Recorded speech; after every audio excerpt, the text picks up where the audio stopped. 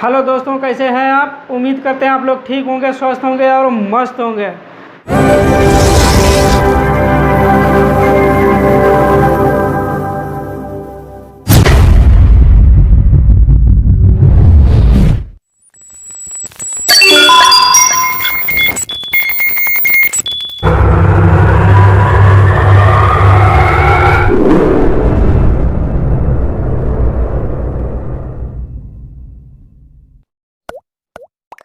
तो दोस्तों, आज हम आप लोगों को फ्यूचर कॉन्टिन्यूअस टेंस बनाना सिखाएंगे।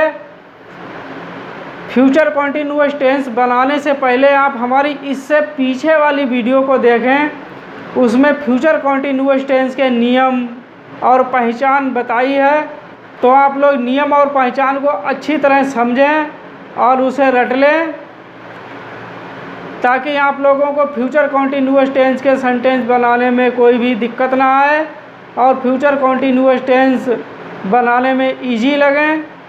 फ्यूचर कॉन्टिन्यूअस टेंस बनाने के लिए नियम और पहचान को अच्छी तरह समझें, ताकि फ्यूचर कॉन्टिन्यूअस टेंस बनाने में कोई भी दिक्कत, कोई भी परेशानी ना आए।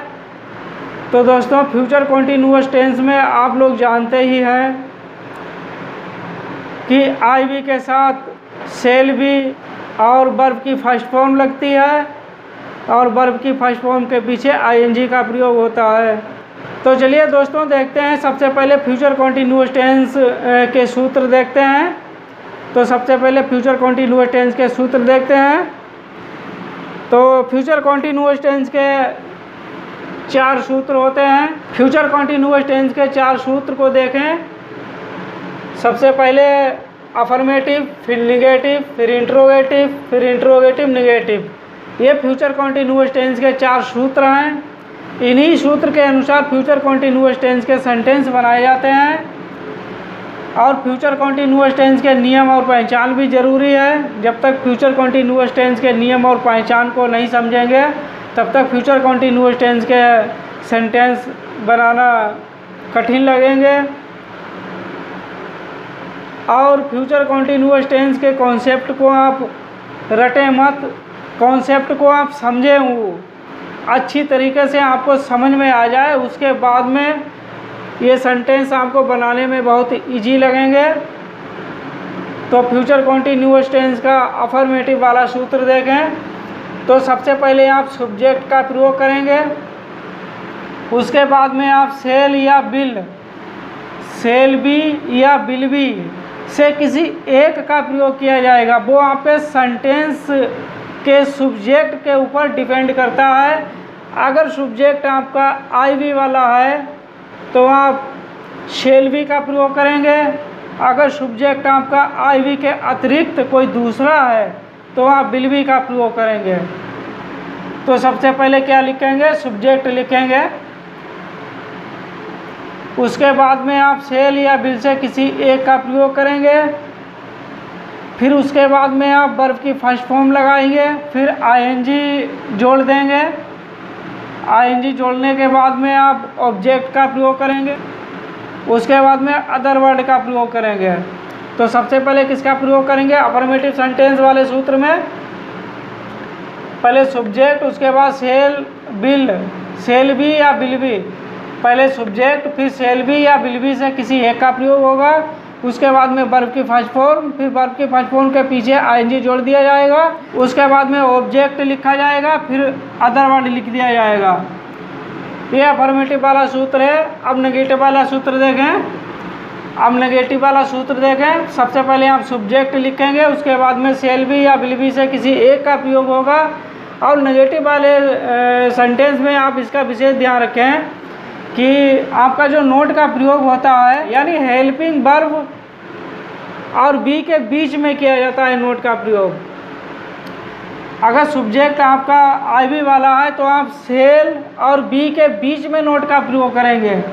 अगर सब्जेक्ट आपका आई बी के अतिरिक्त कोई दूसरा है तब आप बिल और बी के बीच में नोट का प्रयोग करेंगे। उसके बाद में आप वर्ब की फर्स्ट फॉर्म लगाएंगे, फिर आईएनजी का प्रयोग कर देंगे। वर्ब की फर्स्ट फॉर्म के पीछे आईएनजी जोड़ देंगे। उसके बाद में ऑब्जेक्ट लिखेंगे, ऑब्जेक्ट के बाद में अदर वर्ड लिखेंगे। तो दोस्तों तीसरा देखें सूत्र, तो इस सूत्र में देखें ये इंट्रोगेटिव वाला सूत्र है। इस इंट्रोगेटिव वाले सूत्र में क्या होता है कि सब्जेक्ट से पहले सेल या बिल का प्रयोग होता है। सब्जेक्ट से पहले सेल या बिल से किसी एक का प्रयोग करेंगे। सब्जेक्ट से पहले आप सेल या बिल से किसी एक का प्रयोग करेंगे, उसके बाद में आप सब्जेक्ट का प्रयोग करेंगे, उसके बाद में आप बी का प्रयोग करेंगे, उसके बाद में आप वर्ब की फर्स्ट फॉर्म लगा के आईएनजी जोड़ देंगे, ऑब्जेक्ट का प्रयोग करके अदर वर्ड का प्रयोग करेंगे। अब इंट्रोगेटिव निगेटिव वाला सूत्र देखें। सबसे पहले आप सेल या बिल से किसी एक का प्रयोग करेंगे। वो तो मैंने पहले ही बता दिया कि सेल या बिल का प्रयोग कब होगा, वो आपके सेंटेंस के सब्जेक्ट के ऊपर डिपेंड करता है। तो आप सबसे पहले सेल या बिल से किसी एक का प्रयोग करेंगे, उसके बाद में आप सब्जेक्ट का प्रयोग करेंगे, फिर उसके बाद में आप नोट का प्रयोग करेंगे। नोट का प्रयोग करने के बाद में बी का प्रयोग करेंगे, फिर वर्ब की फर्स्ट फॉर्म लगाएंगे, वर्ब की फर्स्ट फॉर्म के पीछे आईएनजी जोड़ दिया जाएगा, फिर उसके बाद में ऑब्जेक्ट का प्रयोग करके अदर वर्ड का प्रयोग करेंगे। किसका प्रयोग करेंगे? अदर वर्ड का प्रयोग करेंगे। ये अफर्मेटिव वाला सेंटेंस का सूत्र है, ये निगेटिव वाला सूत्र है, ये इंट्रोगेटिव वाला सूत्र है, ये इंट्रोगेटिव निगेटिव वाला सूत्र है। इन चारों सूत्रों के आधार पर ही फ्यूचर कॉन्टिन्यूअस टेंस के सेंटेंस बनाए जाते हैं। तो दोस्तों पहला वाला सेंटेंस देखें, मैं पतंग उड़ा रहा हूँगा। तो इस सेंटेंस को आप किस तरह इंग्लिश में बनाएंगे? यहाँ पर देखें, आई बी के साथ सेल का प्रयोग होता है, तो यहाँ पर आई का प्रयोग किया गया है। आई माने मैं, तो आई के साथ सेल का प्रयोग हुआ है, और सेल के बाद में बी का प्रयोग हुआ है, क्योंकि फ्यूचर कॉन्टिन्यूअस टेंस में सेल बी का प्रयोग होता है, आई बी के साथ में सेल बी का प्रयोग होता है। तो यहाँ पर पहले आई का प्रयोग करेंगे, I shall be flying a kite. मैं पतंग उड़ा रहा हूँगा। यहाँ पर कैसा सेंटेंस बनेगा? I shall be flying a kite, मैं पतंग उड़ा रहा हूँगा। अब दूसरा वाला सेंटेंस देखें, हम पतंग उड़ा रहे होंगे। तो आपको पता ही है आई बी के साथ सेल बी का प्रयोग होगा, तो आई माने मैं होता है, I shall be flying a kite, I shall be flying a kite. अब तीसरे वाला सेंटेंस देखें, तुम पतंग उड़ा रहे होगे। तुम पतंग उड़ा रहे होगे, you will be flying a kite. क्योंकि सब्जेक्ट हमारा यहाँ पर तुम है, यू माने तुम, तो आई बी के अतिरिक्त सब्जेक्ट है, इसीलिए यहाँ पर बिल का प्रयोग हुआ है, बिल बी का प्रयोग हुआ है। You will be flying a kite, you will be flying a kite. अब यह तीसरा वाला सेंटेंस हो चुका है, तुम पतंग उड़ा रहे होंगे। ये अफर्मेटिव वाला सेंटेंस है। अगर इसी सेंटेंस को आप नेगेटिव में बदलेंगे तब आप कैसे बनाएंगे?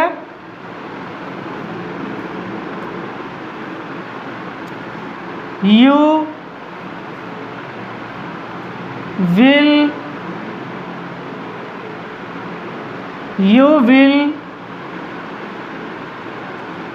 Not be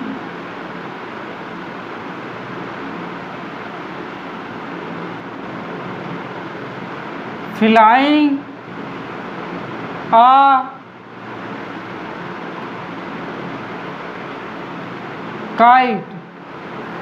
You will not be flying a kite. You will not be flying a kite. अब इंट्रोगेटिव में किस तरह बनाएंगे? अब इंट्रोगेटिव बनाने के लिए आप सब्जेक्ट से पहले बिल का प्रयोग करेंगे। Will, you be flying a kite, ये इंट्रोगेटिव वाला सेंटेंस है। दोस्तों ये हमारी वर्ब की फर्स्ट फॉर्म है और उसके पीछे आईएनजी जुड़ा हुआ है, क्योंकि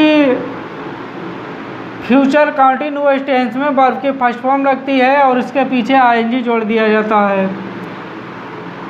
अब इंट्रोगेटिव नेगेटिव वाला सेंटेंस देखें।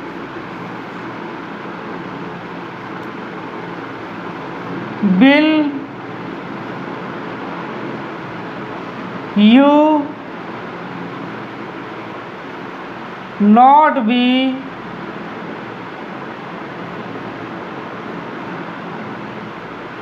Flying a kite, KITE, will you not be flying a kite, ये अफर्मेटिव वाला सेंटेंस है, ये नेगेटिव वाला सेंटेंस है, ये इंट्रोगेटिव वाला सेंटेंस है, ये इंट्रोगेटिव नेगेटिव वाला सेंटेंस है। ये चारों सेंटेंस इन चारों सूत्रों के अनुसार बनाए गए हैं, इन्हीं के अनुसार सेंटेंस बनेंगे। तो दोस्तों फ्यूचर कंटिन्यूअस टेंस के सेंटेंस आपको बनाने आ गए होंगे। तो दोस्तों फ्यूचर कंटिन्यूअस टेंस के सेंटेंस आपके समझ में आ चुके होंगे।